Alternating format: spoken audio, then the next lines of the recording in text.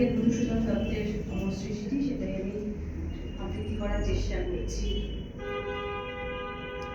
কবিতা বঙ্গভূমির প্রতি।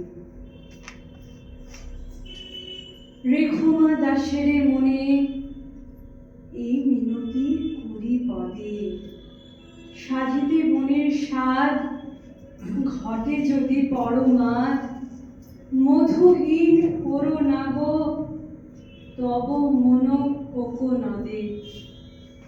প্রবাসে দৈবের বসে জীব তারা যদি খসে, এ দেহ আকাশ হতে নাহি ঘের তাহে। জন্মিলে মরিতে হবে অমর কে কোথা কবে, চিরস্থির কবে নীর হায়রে জীবন নবে।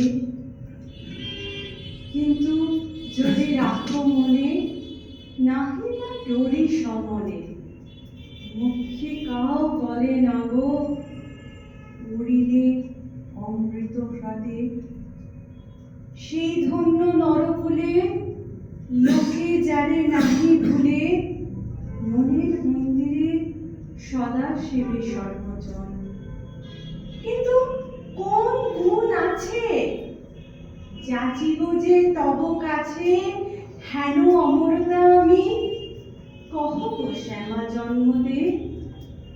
তবে যদি দয়া করো ভুল গৌষ গুণ ধরো, অমর করিয়া বর দেহ দাসে সুবরদে।